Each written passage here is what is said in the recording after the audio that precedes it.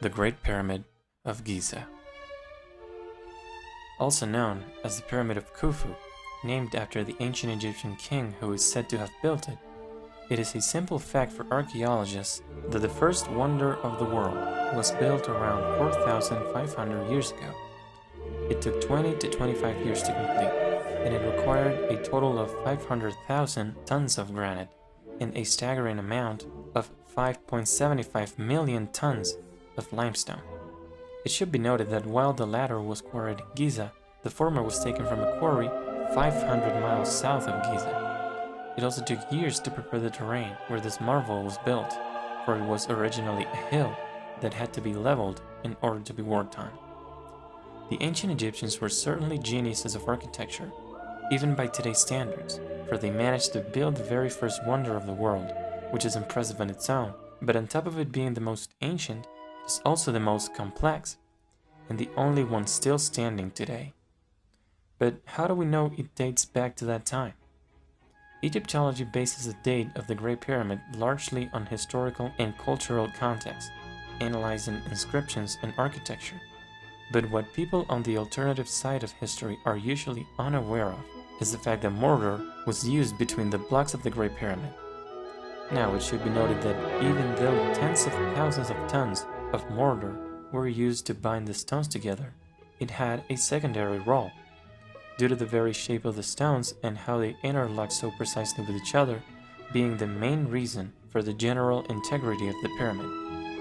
But nevertheless, the mortar is there, and so archaeologists took samples of it and carbon dated it back to the very period they championed, the reign of Khufu, from 2580 to 2560 BC.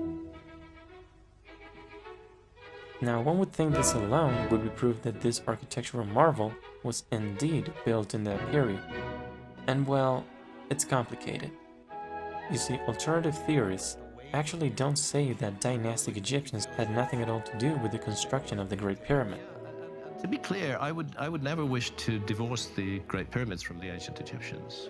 There are a lot of wrong ideas about what I think about this. Okay, please clarify, because I'm okay. lazy. They acknowledge the relevance that the period we conventionally call ancient Egypt had with the Great Pyramid. In fact, the two shafts that extend out of the so-called Queen's Chamber are aligned to specific stars. The southern shaft aligns with Sirius, the brightest star in the night sky, and one that Egyptians associated with the goddess Isis. And the northern shaft aligns with Alpha Draconis, the brightest star in the constellation of Draco during the time Egyptologists say the pyramid was built. So there clearly is a link between the ancient Egyptians and the Great Pyramid. This we know thanks to astronomical alignments, but if we accept this evidence, we also have to accept the other astronomical evidence that shows the alignment between the Great Pyramids and Orion's belt. Keep in mind that if you overlay the two, the image will be slightly off, but there is a certain period of time in history where the alignment becomes perfect. Want to take a shot in the dark? Around 12,000 years ago, the two fit perfectly with each other. If we give relevance to one astronomical alignment, we also have to give it to the other. Now, this ties into the topic of inheritance and the reboot of civilization after a cataclysm. Maybe we're in the presence of evidence that in Egypt, there took place the return of civilization, the moment where people started to reuse structures of old, like the Great Pyramid, and even build on top of it. But what about the mortar? What part of the mortar was analyzed? Because if the carbon date samples weren't relevant to the integrity of the structure, that could mean the mortar came way after the pyramid was finished. So let's ask what our good friend Chad thinks about it. I'll start by putting it into context. Hey Chad, please tell me how old is the mortar used in the Great Pyramid? The mortar used in the construction of the pyramid is estimated to be approximately the same age as the pyramid itself, making it around 4,500 years old. What mortar specifically was carbon dated? I apologize for any confusion. To the best of my knowledge, the mortar used in the construction of the Great Pyramid of Giza has not been directly carbon dated. Carbon dating is a technique Well, but this is clearly contradictory to what the Wikipedia page of the Great Pyramid says. So, wait a minute, chat. That contradicts what the Wikipedia page of the Great Pyramid says. A total of 46 samples of the mortar were taken in 1984 and 1995, making sure they were clearly inherent to the original structure and could not have been incorporated at a later date. This is the part we are going to corroborate. The results were calibrated to 2871-2604 BC. What do you have to say about that? I apologize for any confusion caused. I appreciate the correction. It appears that my previous response was not accurate regarding the carbon dating of the mortar used in the Great Pyramid. Thank you for providing the specific Well, information. it did say it may occasionally generate incorrect information. Understood, chat. Now, what part of the pyramid was this mortar taken from exactly? The mortar samples for carbon dating were taken from various locations within the Great Pyramid of Giza. The specific locations from which the samples were collected were chosen to ensure that they were inherent to the original structure and could not have been added at a later date. Okay, so no specifics on where the mortar was taken from. Yeah, I couldn't find that either.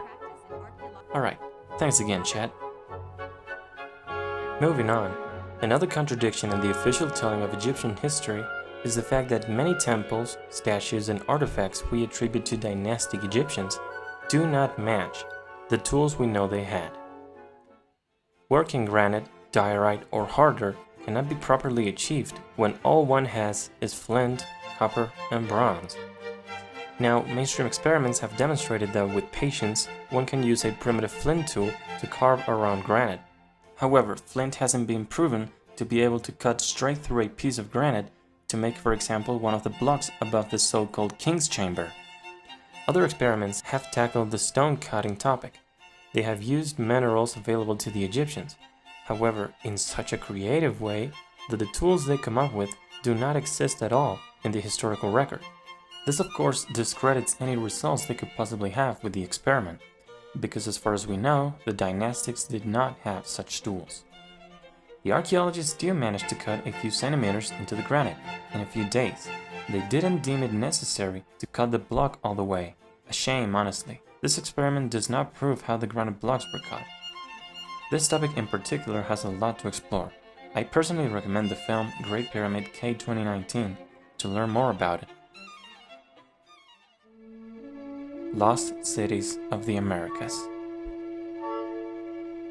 Light detection and ranging. More commonly known as LiDAR, is a state-of-the-art remote sensing method that can detect elevation in order to scan vast areas of a certain terrain. This is a method thanks to which we have discovered numerous ancient pre-Hispanic forgotten cities across the Americas. These archaeological discoveries go back to at least 2009 in Mesoamerica. The ancient Mayan city of Caracol in Belize was well known since the 1930s, with its imposing pyramid-like structures that locals had easily noticed as oddly shaped mounds, and archaeologists restored by clearing the vegetation that covered them. But it wasn't until LiDAR scanning of the area was conducted in 2009 that we could actually pick up on the fact that this wasn't just a remote complex of a couple of pyramids, but a full-on city that covers 68 square miles, made up of roads, plazas, agricultural terraces, water management systems. So we were in the presence of an old, forgotten past of human history. The silent remains of a thriving metropolis that would be the first of many we went on to discover. There were many archaeological sites that went through a rediscovery phase after LiDAR scans were conducted in their area. One of the most notorious ones is the case of El Zotz. It's a site in Guatemala that was discovered in the early 20th century, because one of its pyramids, which is 213 feet tall, was sticking out of the jungle, and it drew a lot of attention. But in 2010, thanks to LiDAR technology, we found causeway systems, residential areas, agricultural terraces, and most importantly, we discovered two more significant structures. One of them is called El Diablo Pyramid, covered in stucco masks about 5 feet high, depicting otherwise off-putting aspects of the sun god. But the other structure is a complex with tapering platforms, on top of which rest many pyramidal temples. Among them, La Danta Pyramid stands at about 230 feet high, but if we measure the entire building from the base, we get the astonishing figure of 479 feet, some 22 feet taller than the Great Pyramid of Giza. So, what does this tell us? Well, that even though we know about important civilizations of the Americas, such as the Mayas, Aztecs, and Incas, there's still a huge chunk of history we have ignored. But if you think about it, if these were thriving cities, how did so many of them come to an end and get completely abandoned? And moreover, why don't we have any accounts of them in the historical records? Maybe we do, but we have just dismissed them as myths. Namely, the lost city of El Dorado. Literally translating to the Golden, it's the legendary city with walls covered with said precious mineral, mentioned by prominent figures like Gonzalo Jiménez de Quesada, Juan Rodríguez Freile, and even other Europeans like Sir Walter Raleigh. They all played a significant role in spreading this myth. But maybe there was truth to it, if we consider the following factors. The discoveries made with lidar in the previously mentioned sites weren't particularly far from the archaeological area that we already knew about. We just didn't discover them because the thickness of the rainforest renders it impassable. So back in the day of the Spanish conquest of America, since they didn't have lidar, many of these structures would be completely invisible to them, since these cities would have been overgrown with vegetation. But does this mean these cities were abandoned before the Spaniards arrived? That's not necessarily the case, but shortly after the Spaniards arrived. That's not only possible, that's likely. We know for a fact that the Americas experienced a drastic population decline, fueled by the diseases these Europeans were bringing with them. Some regions would suffer a decrease of 50 to 90% within just a few decades of contact.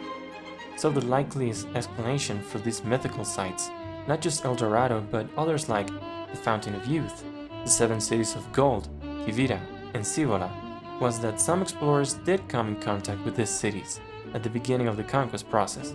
They did get to see their splendor and were left in awe, but shortly after coming in contact with them, they would accidentally spread an alarming epidemic among the inhabitants of these cities, who had little to no immunity to these foreign diseases, rapidly entering a state of decay where people would have dropped dead in the middle of the plazas, and the survivors would have left the cities, since it wasn't practical to live there anymore.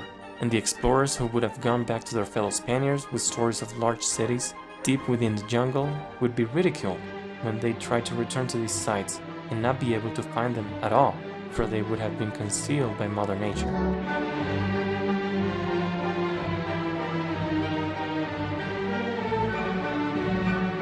So the very existence of these urban areas proves that archaeologists have a lot of work to do in the rainforest, especially in the Amazon, where 3 million square miles remain unstudied as of 2023 due to the remoteness and danger these areas imply.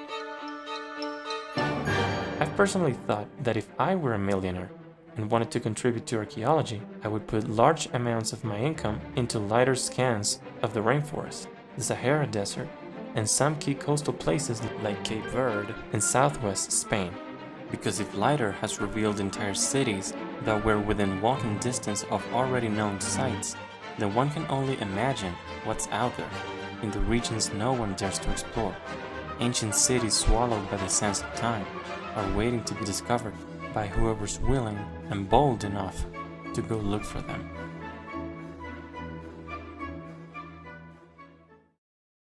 Gosford Glyphs.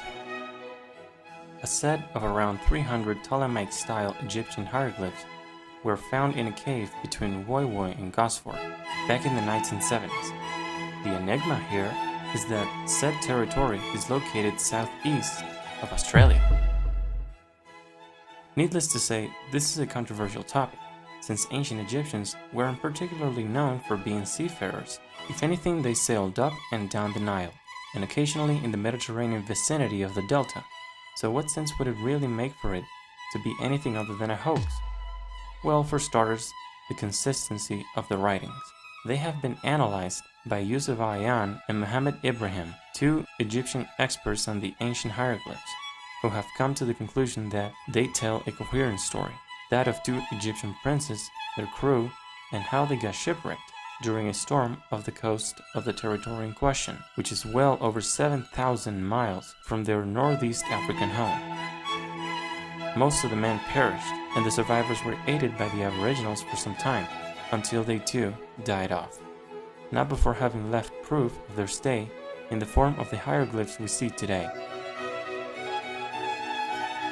The fact that we can even decipher these inscriptions is proof that, if it was a hoax, at least it was a very elaborate one, a prank pulled by some Egyptologists on their vacation through Australia.